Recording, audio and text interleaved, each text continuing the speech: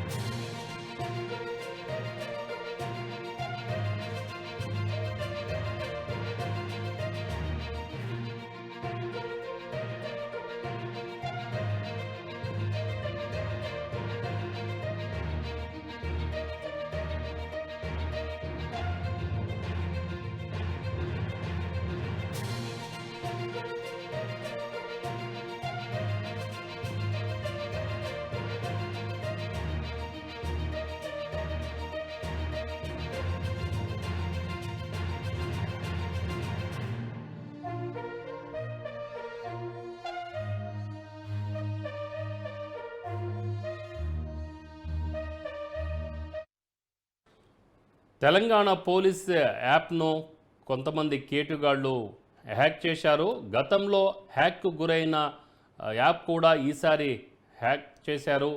యాప్ను హ్యాక్ చేసి డేటాను చోరీ చేస్తున్న నిందితులు చోరీ చేసిన డేటాను ఆన్లైన్లో అమ్మకానికి పెడుతున్నారు. $120కు తెలంగాణ పోలీసుల డేటా అంటూ కూడా ప్రకటనలు ఇచ్చారు.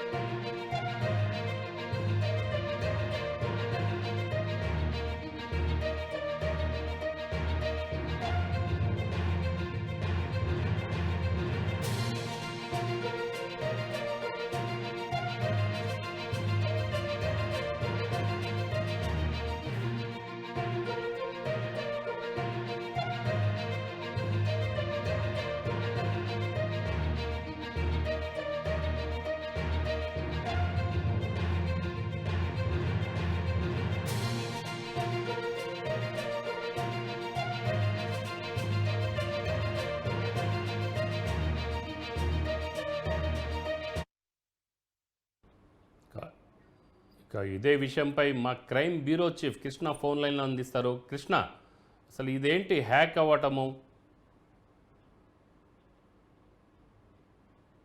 పోలీసులకు సంబంధించి తెలంగాణ పోలీసుల వ్యవస్థ సంబంధించి ఏదైతే వెబ్సైట్ ఉందో దాన్ని కొంతమంది హ్యాకర్స్ దాన్ని హ్యాక్ చేయడం జరిగింది. హ్యాక్ చేయడమే కాకుండా బహిరంగ మార్కెట్ లో పోలీసుల నెంబర్లు కావాలంటే $1200 కట్టాలి అంటూ దానికి వేలంగా రేట్ కూడా ఫిక్స్ చేయడం కూడా జరిగింది. అయితే విషయాన్ని ఉదయాన్నే గమనించిన పోలీస్ అధికారులంతా కూడా అప్రమత్తం కావడం జరిగింది. పోలీస్ కి సంబంధించిన ఈ నెంబర్లు ఏవైతే వెబ్సైట్ లో ప్రజల కోసం అందుబాటులో ఉంచుతారు.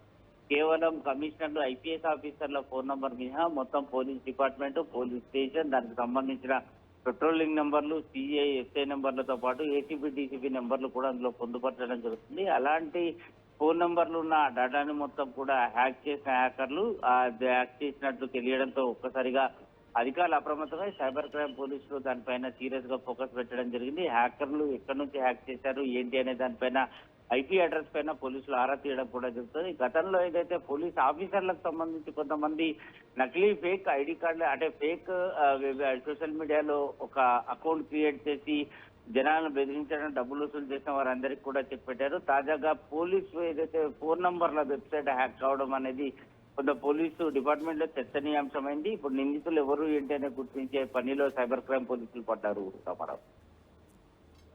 Right Krishna, thank you.